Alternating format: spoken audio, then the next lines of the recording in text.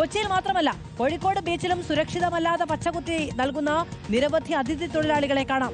Ordinary needle ഉപയോഗിച്ചാണ് ഒന്നിലധികം പേർക്ക് ഇത്തരക്കാർ പച്ചകുത്തി നൽകുന്നത്.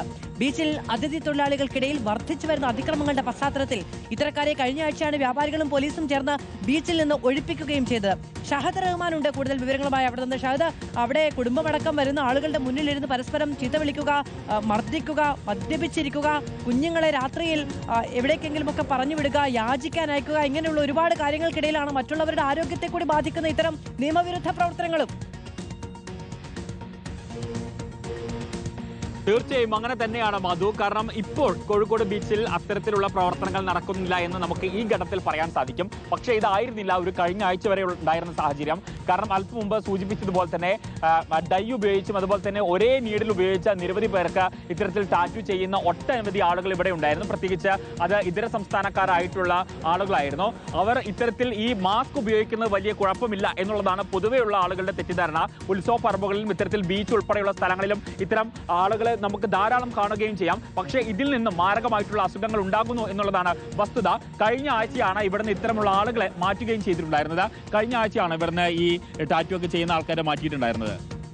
കഴിഞ്ഞ ആഴ്ച ഒരു 10-12 ദിവസത്തോളമായി ടാറ്റു ചെയ്യുന്ന ആൾക്കാരെ മാത്രമൊന്നല്ല, ഇവിടെ ഇന്ത്യക്കാർ ഭയങ്കരമായിട്ട് പ്രശ്നങ്ങളാണ്. ഇവിടെ കച്ചവടം മാത്രമൊന്നല്ല, നമ്മുടെ പുറത്തുള്ള ആൾക്കാർ ഒരുപാട് ഉപദ്രവിക്കുക, ഭിക്ഷാടനം നടത്തുക, പിന്നെ അതുപോലെ ഇവിടെ ജോലി ചെയ്യുന്ന ആൾക്കാർക്ക് പ്രശ്നങ്ങൾ ഉണ്ടാക്കിക്കൊണ്ട്. ഈ ടാറ്റുവിന്റെ കാര്യത്തിലേക്ക് വന്നാലേ ഈ ഒരേ നീഡിൽ ഉപയോഗിച്ചെന്നാണ് ഇവർ എല്ലാവർക്കും ചെയ്തുകൊണ്ടിരുന്നത്. അതാണ് വേറൊരു മീഡിയയിൽ കൂടെ തന്നെ ഞാൻ കണ്ടത്. അത് നമ്മൾ നേരിട്ട് കണ്ടിട്ടില്ല, എന്നാലും വേറൊരു മീഡിയക്കാർ സംസാരിക്കുന്നതാണ് ഞാൻ കേട്ടത്. അങ്ങനെ ചെയ്യാനുണ്ടെങ്കിൽ അത് വലിയൊരു പ്രശ്നമൊക്കെ തന്നെ. കാരണം HIV പോസിറ്റീവ് എന്ന് പറയുന്നൊരു രോഗത്തിനെ കുറിച്ച് നമുക്ക് എല്ലാവർക്കും അറിയണതാണ്. അപ്പം അങ്ങനെ ഒരു സംവിധാനം അവർ ചെയ്തു കഴിഞ്ഞാൽ അത് നമുക്ക് എല്ലാവർക്കും അത് ബാധിക്കുന്ന ഒരു പ്രശ്നമൊക്കെ തന്നെ.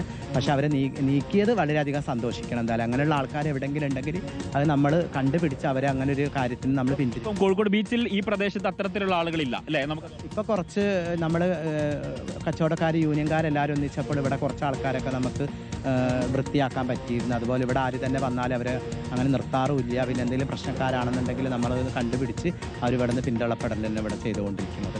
തീർച്ചയായും അങ്ങനെയാണ്. അപ്പോൾ കഴിഞ്ഞ കുറച്ച് നാളുകളായിട്ട് ഇവരുണ്ടായിരുന്നു. എന്നാൽ ഒരാഴ്ചക്ക് മുൻപാണ് ഇവിടെയുള്ള കച്ചവടക്കാരും ഒപ്പം തന്നെ പോലീസും ചേർന്ന് ഇത്തരക്കാരെ ഇവിടെ നിന്ന് മാറ്റിയിട്ടുണ്ടായിരുന്നത്. ഇപ്പോൾ ഈ സ്ത്രീ സൂചിപ്പിച്ചതുപോലെ തന്നെ ഇത് കാരണത്താൽ പലതരത്തിലുള്ള അസുഖങ്ങളാണ് ഉണ്ടാകുന്നത്. പക്ഷേ ഇത് കുത്താൻ വരുന്ന ആളുകൾക്ക് ഇതിനെപ്പറ്റി അവർ ബോധവാന്മാരല്ല. അതുകൊണ്ടായിരിക്കാം ഒരുപക്ഷെ വീണ്ടും ഇത്തരക്കാരുടെ അടുത്തേക്ക് വരുന്നത്. പക്ഷേ നിലവിലെ സാഹചര്യത്തിൽ കോഴിക്കോട് ബീച്ചിൽ നിന്നും ഇവിടെയുള്ള കച്ചവടക്കാരും യൂണിയൻകാരും പോലീസും ഇവിടെയുള്ള നാട്ടുകാരും എല്ലാവരും ചേർന്നാണ് ഇത്തരക്കാരെ ഇവിടെ നിന്ന് മാറ്റിയിട്ടുള്ളത്. പക്ഷെ അവർ മറ്റിടങ്ങളിൽ തമ്പടിച്ച, അതായത് മാനാഞ്ചിറ അതുപോലെ തന്നെ ഈ വഴിയോരങ്ങളിലൊക്കെ തമ്പടിച്ച ഇത്തരത്തിൽ ഈ ഡൈയും അതുപോലെ തന്നെ ഒരേ നീഡിൽ ഉപയോഗിച്ച് നിരവധി പേർക്ക് ടാറ്റു കുത്തുന്ന ഒരു സാഹചര്യമുണ്ട്. പക്ഷേ ഇപ്പോൾ കോഴിക്കോട് ബീച്ചിൽ കാണാൻ സാധിക്കുന്നില്ല. പക്ഷെ പൂർണ്ണമായിട്ടും അത്തരക്കാർ ഇവിടെ നിന്ന് പോയി എന്ന് നമുക്ക് ഈ ഒരു ഘട്ടത്തിൽ പറയാൻ സാധിക്കില്ല. അതുകൊണ്ട് ഇത് കാണുന്ന പ്രേക്ഷകരോടാണ്, കാരണം ഇത്തരം ഇടങ്ങളിൽ പോയി ടാറ്റു അടിക്കരുത് അല്ലെങ്കിൽ പച്ച കുത്തരുത്, കൃത്യമായിട്ട് മാനദണ്ഡങ്ങൾ പാലിക്കുന്ന അതായത് സ്റ്റുഡിയോകളിൽ പോയി സുരക്ഷിതമായി കാര്യങ്ങൾ കൊണ്ടുപോകുന്ന അംഗീകൃതമായ ടാറ്റു ഷോപ്പുകളൊക്കെ ഉണ്ട്. ചിലപ്പോൾ കുറച്ചും കൂടി പൈസ നമുക്ക് ചെലവാകുമായിരിക്കും. പക്ഷെ അതിനപ്പുറത്തേക്കുള്ളതാണ് ആരോഗ്യം. ഒരു ആശുപത്രി പോയാൽ ഒപ്പി എടുക്കാൻ എത്ര പൈസയാകുമെന്ന് അറിയാമല്ലോ. അപ്പൊ അതിൽ വലിയ ലാഭം നോക്കേണ്ടതിൽ ആരോഗ്യമാണ് ഏറ്റവും മുഖ്യം.